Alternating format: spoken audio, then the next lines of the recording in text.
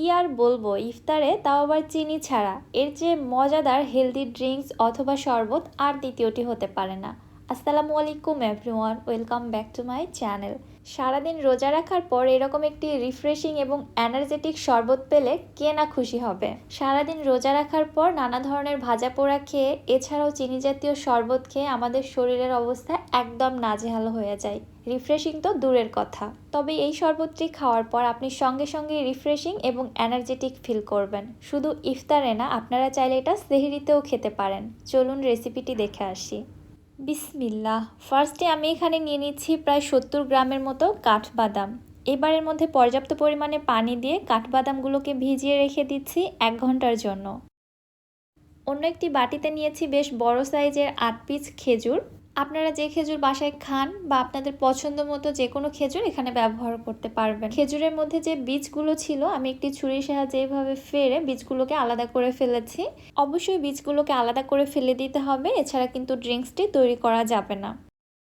এবার এই খেজুরের মধ্যে দিয়ে দিচ্ছি হাফ কাপ লিকুইড দুধ। দুধের পরিবর্তে আপনারা চাইলে এখানে পানি দিয়েও খেজুরগুলোকে ভিজিয়ে রাখতে পারেন।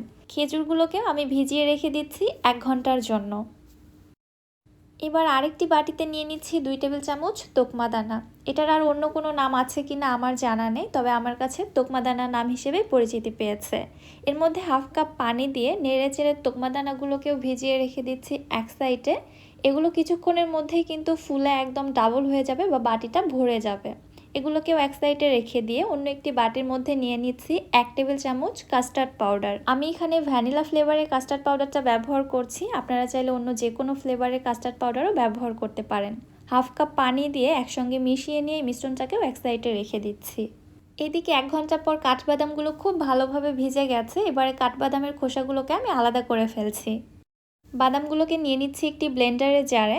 সেই সঙ্গে যে আমি খেজুরটা ভিজে রেখেছিলাম, দুধ সহ খেজুরগুলোকেও আমি এখানে দিয়ে দিচ্ছি।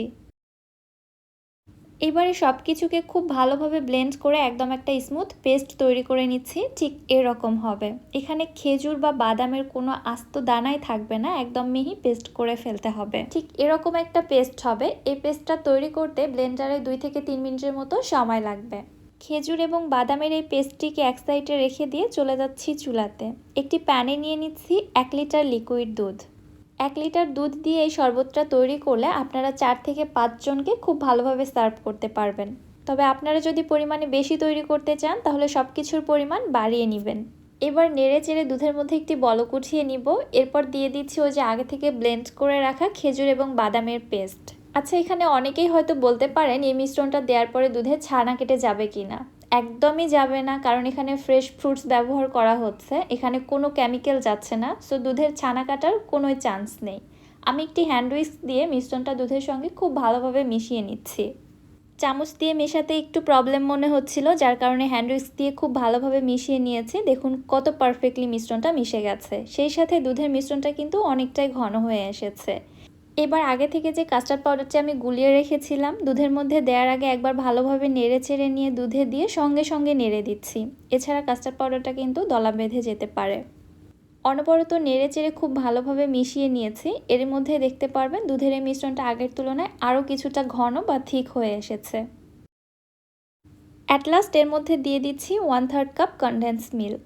এই মিষ্টিটা আমার কাছে একদম পারফেক্ট লেগেছে, না খুব বেশি মিষ্টি না একদমই কম হয়েছে।